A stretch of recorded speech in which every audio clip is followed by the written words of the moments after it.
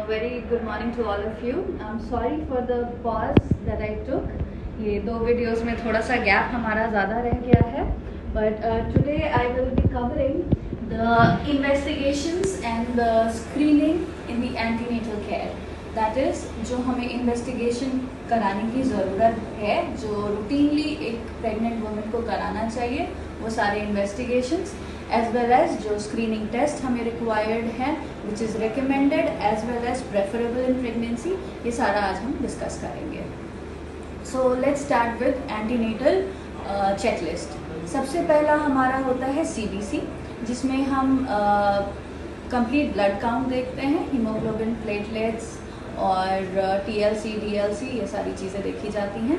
उसके अलावा second test जो होता है दैट इज़ VDRL, जो सिरोलॉजी होती है बेसिकली, जो HbA-AG, HIV, HCV, ये सारा कुछ होता है. इसके अलावा थायराइड प्रोफाइल, आपका ब्लड ग्रुप ABORH, उसके अलावा हम OGTT with 75 grams of sugar करते हैं, ग्लूकोज. वो बेसिकली आपका ग्लूकोज का शुगर लेवल टेस्ट किया जाता है. इसके अलावा हम यूरिन रूटीन कल्चर करते हैं. So these are the routine investigation which should be done जब प्रेगनेंसी जैसे आपकी शुरू हुई. फर्स्ट ट्राइमेस्टर की बात कर रही हूँ मैं, इसमें ये सारी चीज़ें हो जानी चाहिए आपकी. Now as soon as the patient reaches a doctor, तो सबसे पहले पेशेंट का वेट लेना ज़रूरी है हमें, उसका हाइट और उसके अकॉर्डिंगली उसकी BMI, सो दैट जो हमारा वेट गेन है वो मॉनिटर हो सके, एज वेल एज जो बेसिकली जो वेट लॉस है या बेबी वेट जो उसका को रिलेशन है उसके साथ वो मॉनिटर किया जा सकता है. ओबेसिटी पर से कोई डिजीज़ नहीं है, but it is the main cause for lot of diseases. It is the root cause for lot of diseases like it can lead to. हाँ, सो प्रेगनेंसी में ओबेसिटी एक बहुत बड़ा रूट कॉज है which can lead to lot of diseases like GDM, heart diseases, and आपका eclampsia, pre-eclampsia, PIH. It can lead to a lot of disastrous diseases which can affect the mother as well as baby in the pregnancy. So अब हम basically ये जो routine investigation से हटके अब हम जो स्क्रीनिंग टेस्ट होनी चाहिए प्रेगनेंसी में उस पर चलते हैं. सो ये फर्स्ट ट्राइमेस्टर में इन्वेस्टिगेशन जो आपका स्पेशल इन्वेस्टिगेशन में सबसे पहला आपका आता है अल्ट्रासाउंड. सो अल्ट्रासाउंड एक सबसे पहला अल्ट्रासाउंड होना चाहिए जिसमें कि हम बच्चे का जो पोजीशन है, जो बेबी आपका रुका है वो सही जगह पे रुका हुआ है, ये देखते हैं. That should be in the pregnancy should be intrauterine. ठीक है. उसके अलावा ऐसा क्यों बोला जा रहा है, क्योंकि कई बार प्रेगनेंसीज किसी और जगह पे भी रुक सकती है, जैसे ट्यूब में, ओवरीज में, सर्विक्स में, एब्डोमेन में, तो इनको एक्टोपिक प्रेगनेंसी की कहा जाता है. तो पहला चीज़ तो हम पोजीशन देखते हैं कि सैक हमारा सही जगह पे है.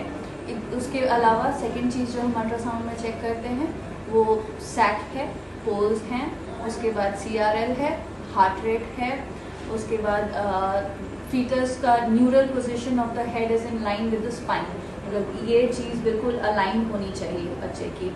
मिड सजाइटल फेस का व्यू देखा जाता है. तो ये सारी चीज़ें हम फर्स्ट ट्राइमेस्टर में अल्ट्रासाउंड में चेक करते हैं. Now the second important thing that crops up is your dual marker. Dual marker जो होता है वो बेसिकली आपका 10 to 14 वीक्स के अंदर हो जाना चाहिए, जिसमें कि हम क्रोमोसोमल डिसऑर्डर्स जो हैं उनको रूल आउट करते हैं. पहला डुअल मार्कर में हम प्रेगनेंसी एसोसिएटेड जो प्लाज्मा प्रोटीन होता है उसको और HCG को चेक करते हैं. तो इससे जैसे डाउन सिंड्रोम्स हैं, पटायो सिंड्रोम है, एडवर्ड्स हैं, ये सब चीज़ें रूल आउट होती हैं. ये जो बच्चा जन्मजात जो बीमारियां कुछ लेके आ रहा होता है उनको रूल आउट किया जा सकता है इससे. इसके अलावा हम जो NT-NV स्कैन होता है जो कि 10 to 14 वीक्स के अंदर होना चाहिए.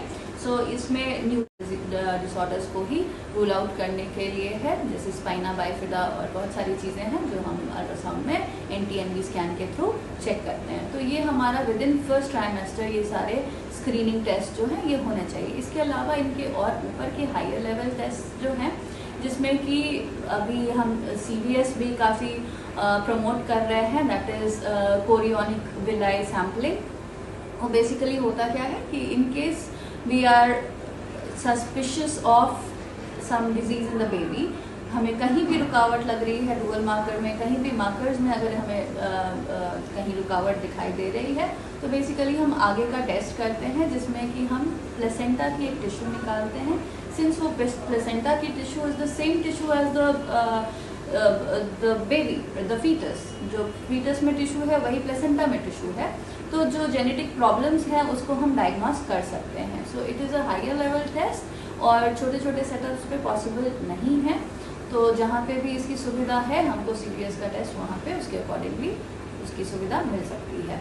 उसके आगे होता है NIPS, जिसमें हम नॉन इन्वेसिव प्रीनेटल स्क्रीनिंग करते हैं। ये भी बेसिकली आपका यही कंफर्म कराता है कि जेनेटिक डिसऑर्डर्स कोई और है, या फिर किसी को रेपिटेडली बच्चे जो जेनेटिक डिसऑर्डर्स के साथ पैदा हो रहे हैं उन लोगों में ये ज़रूर हो जाना चाहिए। तो ये सारे जो इन्वेस्टिगेशंस हैं ये बेसिकली अब रूटीन है जो हर माँ को जो प्रेग्नेंट है ज़रूर कराना चाहिए। अब अगला सवाल उठता है कि क्या चीज़ें जो औरतों को प्रेगनेंसी में खाना चाहिए, क्या चीज़ें हैं जो अवॉइड करनी चाहिए। बेसिकली फूड जो जैसे फिशेस हैं जो हाई इन मर्क्यूरी हैं, जिसमें पारा का अमाउंट ज़्यादा होता है, वो अवॉइड करना चाहिए। जो रॉ फिशेस हैं, जैसे कुछ डिशेस होते हैं जापानीज़ कुजीन है, जैसे सुशी हुआ, उसमें रॉ फिश का इस्तेमाल होता है, तो ये सारी जो फिशेस हैं उनको अवॉइड करना चाहिए। अनकुक्ड या अंडर कुक्ड खाना अवॉइड करना है, या फिर जो मटन है आपका या चिकन है या अनकुक्ड या अंडर कुक्ड जो भी आपका मीट यूज़ होता है, like you should use less of your salamis and जो भी मतलब थोड़ा भी आपको लगे कि थोड़ा सा बेरली कुक्ड है वैसी चीज़ों को अवॉइड करें। उसके अलावा अनपैस्चराइज्ड मिल्क, चीज़ या जूस अवॉइड करना है। I would suggest instead of going for juices हमको रॉ फ्रूट्स पे ज़्यादा ध्यान देना चाहिए, क्योंकि उसके साथ आपको फाइबर्स भी मिल रहा है and will be fruitful for you. मतलब जो गाय का दूध है या जो बफेलो दूध है उनको बिना बॉईल किए हुए ना लें। उसके अलावा जो बाथ टब्स होते हैं, हॉट टब्स होते हैं, उनको अवॉइड करना है।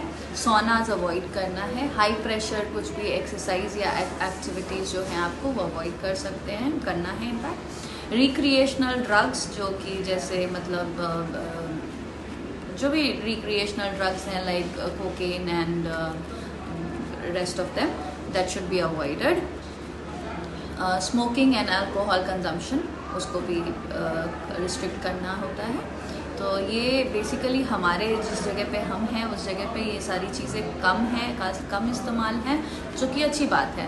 तो फिर अब हम अपने लोगों के लिए बात करते हुए जिस जगह पे हैं हम उस जगह के लिए बात करते हुए अगर मैं कहूँगी तो आई वुड सजेस्ट कि आप जितना से ज़्यादा हाई प्रोटीन डाइट लेंगे वो आपके लिए बेहतर है। तो हाई प्रोटीन कहाँ से मिलेगा हमें?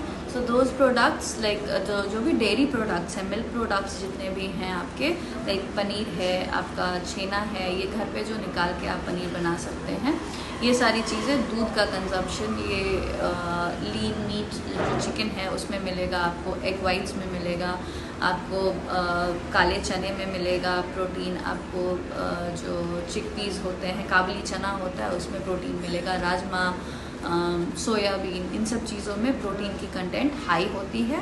सो ये आपके लिए, आपके बेबी के लिए, दोनों के लिए ही अच्छा होगा। और बाकी रेस्ट घर का जितना भी कुक्ड मतलब होम कुक्ड फूड है that can be taken. High sugar avoid करना है, मैदा, रिफाइंड फ्लावर हम लोगों को अवॉइड करना है। जितना हेल्दी डाइट रखेंगे उतना बेबी आपका न्यूट्रिशन से भरपूर डाइट रखेंगे उतना बेबी आपका हेल्दी होगा, physically as well as mentally. तो डाइट जो भी घर में आप प्रिपेयर करते हैं इतना बस ध्यान रखना है, it should be colourful, green, हरी पत्ते वाली जितनी भी सब्जियां हैं, जितने भी फल हैं, आप सब कुछ खा सकते हैं। बस घर का अच्छा शुद्ध खाना खाएं, उसमें कोई रिस्ट्रिक्शंस नहीं है। Thank you.